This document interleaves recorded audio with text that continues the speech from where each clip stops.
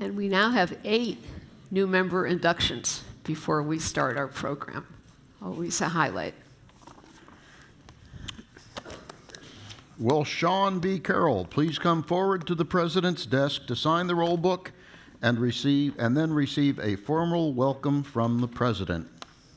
Mr. President. Mr. President. This, hey, I didn't write this, and it's going to get worse.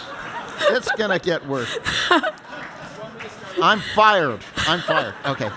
So, Mr. President, wow. Ms. President, Linda President, I have the honor to present Sean B. Carroll, Alan Wilson Professor of Molecular Biology and Genetics at the University of Wisconsin-Madison, and Vice President for Science Education at Howard Hughes Medical Institute. Sean Carroll is both a distinguished scientist who studies the genetic regularity mechanisms that control vertebrate development and a science writer and educator. He has published 6 books about biological science and its practitioners and has been a frequent contributor to the New York Times. Since his appointment as Vice President for Science Education at the Howard Hughes Medical Institute in 2010, he has revolutionized that organization's approach to fostering science education. His major emphasis has been presenting biological science to the public. In 2012, under his leadership, the Howard Hughes Institute launched Tangled Banks Studios, a production company dedicated to the creation of original science documentaries that capture compelling stories of discovery. And as long as I'm operating ad hoc, I want to say that I am delighted to welcome another Wisconsin Badger to the Society. So, Sean? By the authority and in the name of the American Philosophical Society, held at Philadelphia for promoting useful knowledge, I do admit you a member thereof. Congratulations. Congratulations. Yeah. Thanks. Thank you.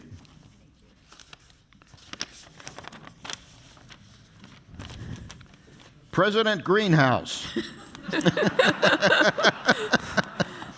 I have the honor to present Lorraine Doston, Professor and Director of the Max Planck Institute for the History of Science and Visiting Professor of Social Thought and History at the Committee on Social Thought, University of Chicago. Lorraine Doston has devoted her career to the exploration of 3 principal domains of reason in the sciences. First, in her early work, she focused on the creation of statistical reasoning, showing how arguments about probability emerged improbably in places like the courtroom and the counting house. Second, she and Katherine Park, in their book Wonders and the Order of Nature, showed how disruptions in nature were central to the study of both the living world and faith itself. And third, her oft-cited work on objectivity, done with Peter Gollison, showed the historicity of objectivity as an epistemic virtue, distinct from other ideals, including precision, accuracy, quantification, or pedagogical utility. All of her work has been engaged not only by historians of science, but by historians of art and literature, artists, and contemporary scientists. She's not only a leading historian of science, but a central scholar of her generation. By the authority and in the name of the American Philosophical Society, held at Philadelphia for promoting useful knowledge, I do admit you a member thereof. Congratulations. Congratulations.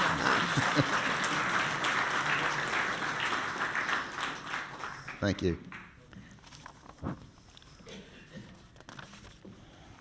Will Dr. Katherine Ellis please come forward to the President's desk to sign the roll book and then receive a formal welcome from the President. I have the honor to present Katherine Ellis, 1684 Professor of Music at the University of Cambridge. Katherine Ellis's studies have been fundamental to musical research for almost 2 decades now, including the article on Mistral and Gounod's Mireille that appeared in America's most prestigious music journal, the Journal of the American Musicological Society. A cultural historian of music in France during the 19th and early 20th centuries, She studies music ranging from medieval Planchin to Stravinsky. She seeks to explain the cultural import of musical tastes and practices while also asking how those in the art worlds of music negotiated France's complex aesthetic, social, and regulatory frameworks. She demonstrated the true history of the effort in France to reconceptualize Gregorian chant. Her presentations at several national and international conferences, including her brilliant contribution about the early years of the Palais Garnier, have been highlights of those meetings. She is unquestionably one of the truly outstanding scholars working in the field of music history in Great Britain. By the authority and the name of the American Philosophical Society, held in Philadelphia for promoting useful knowledge, I do admit you a member thereof. Congratulations. Congratulations. Thank you. Thank you.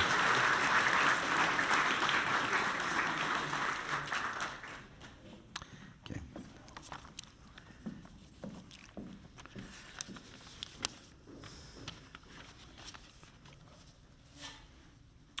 Will Dr. France Grenet please come forward to the President's desk to sign the roll book and then receive a formal welcome from the President.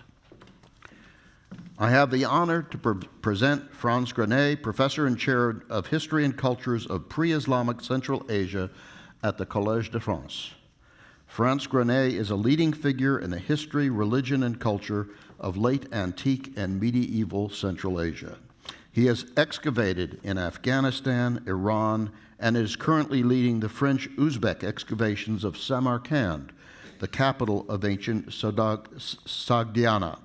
The Sogdians dominated trade along the Silk Route for over 10 centuries and formed a major link between Europe, China, and India, also contributing to the spread of Buddhism, and Sogdian studies are a rapidly growing field. Grenet has also made major contributions to the study of Zoroastrianism. In recent years, he has turned his attention to the subject of medieval urbanism, on which he's given a series of lectures in Paris. He has served as president of CICAC, the European Society for the Study of Cultures of the Himalaya and Central Asia, and continues on its council. By the authority and in the name of the American Philosophical Society, held at Philadelphia for promoting useful knowledge, I do admit you a member thereof. Congratulations. Congratulations. Yeah, there we go. Okay, thank you. Will Dr. Ellen T. Harris please come forward to the President's desk to sign the roll book and then receive a formal welcome from the President. I have the honor to present Ellen T. Harris, class of 1949, Professor of Music, Emeritus at Massachusetts Institute of Technology. Ellen Harris is a leading scholar of the music of Handel, of opera and the oratorio, and of topics relating to music and society in the 17th and 18th centuries. Her books and articles have won major prizes across the disciplines for their originality, depth, and ability to shed new light on the broader social contexts of musical composition and performance. Early on, Harris adopted a transnational approach to Handel's career, studying his early training in Germany, the extended stay in Italy, and the decades in London preceding his death in 1759. Harris's work is characterized by great ingenuity. Her most recent book, George Friedrich Handel, A Life with Friends, explores little-known information from Handel's will to identify members of his social circle in London and to provide a wealth of new insights into the composer's music and everyday life. Harris has been a major force in bringing the music of Handel and many other composers from Europe's past to new audiences. By the authority and in the name of the American Philosophical Society, held at Philadelphia for promoting useful knowledge, I do admit you a member thereof. Congratulations. Congratulations. We got to scoot together here. That's it. Thank you.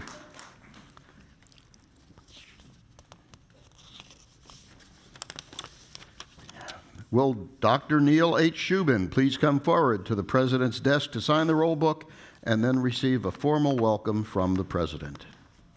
I have the honor to present Neil H. Shubin, Robert R. Bensley Distinguished Service Professor of Anatomy at the University of Chicago.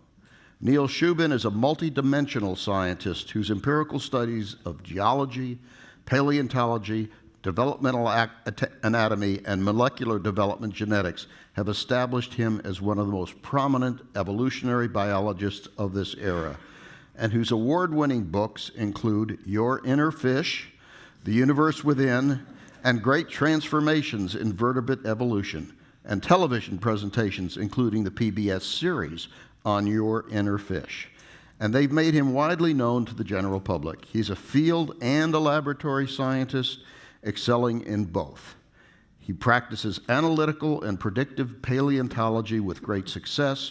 With colleagues, he discovered and described tiktaalik, the near-perfect link between fish and amphibians. Shubin has made many additional paleontological studies. He's also made important discoveries in the developmental genetics of appendage development and has studied the range of variation within and among species of salamanders and fossil fishes and amphibians. By the authority in the name of the American Philosophical Society, held at Philadelphia for promoting useful knowledge, I do admit you a member thereof. Congratulations. Okay. Good.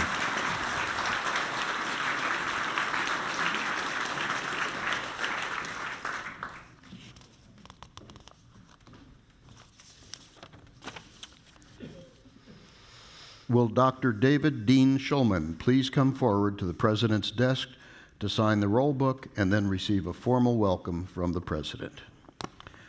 I have the honor to present David Dean Shulman, Professor of Humanistic Studies at Hebrew University.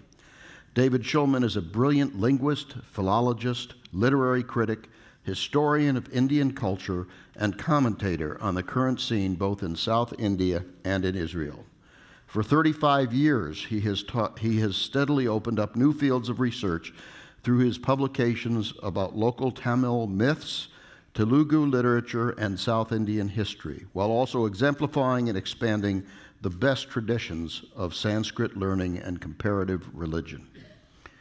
Shulman's list of publications is not only unusually long, but amazingly varied in genres and disciplines: literature, religion, history, folklore, ritual, myth, translation, exegesis, art history, comparative studies, and anthropology.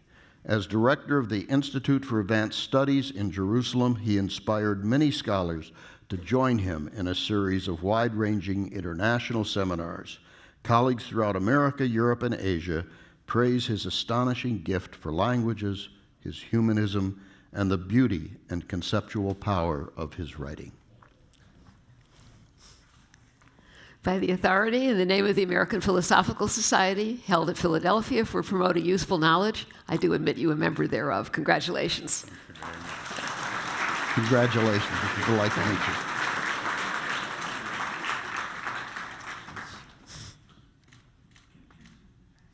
Okay, thanks.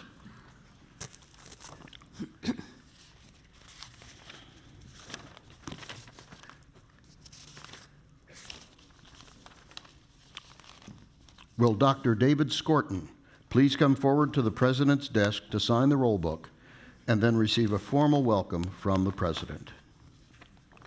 Mr. President, I have the honor to present Whoops, Mr. President, God. If I were Trump, I'd say I'm fired, but okay. Linda. I have the honor to present David Skorton, Secretary of the Smithsonian Institution. David Skorton is a physician whose clinical interests have been in congenital heart disease and heritable connective tissue disease in adolescents and adults. His research has been in cardiovascular imaging and image analysis with application of ultrasound and MRI. He was a faculty member at the University of Iowa for 26 years and its president for 3 years. He then became president of Cornell University from 2006 through 2014. A highly effective fundraiser, he led a team that raised over $5 billion during his Cornell presidency. Under his leadership, Cornell developed a new type of graduate school, Cornell NYC Tech, on Roosevelt Island in New York City. And now, as of 2015, he is the 13th secretary of the Smithsonian Institution, overseeing 19 museums, the National Zoo, 21 libraries, several research centers, and numerous education units and centers. A board-certified cardiologist, Dr. Skorton, is the first physician to lead the Smithsonian. By the authority and in the name of the American Philosophical Society, held in Philadelphia for promoting useful knowledge, I do admit you a member thereof. Congratulations. Congratulations. Sorry about the blunder there.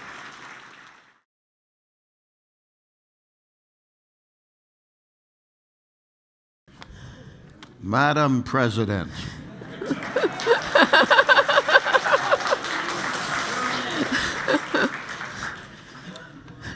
I have the honor to present Gayatri Spivak, University Professor and founding member of the Institute for Comparative Literature and Society at Columbia University.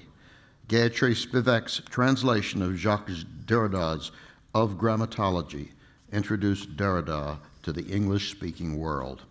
Her early essay, Can the Subaltern Speak?, has had worldwide influence, as have her other books and essays. She has been a visiting professor or held fellowships or has given lectures all over the world. Her books and essays have been translated into all the major European and Asian languages. A distinguished scholar in an adjacent field has said of Professor Spivak that her influence on third world feminism, continental feminist theory, Marxist theory, subaltern studies, and the philosophy of alterity is unparalleled by any living scholar. She has changed the academic terrain of each of these fields by her acute and brilliant contributions. Her critical interrogation of the political status quo in its global dimensions has reached tens of thousands of activists and scholars.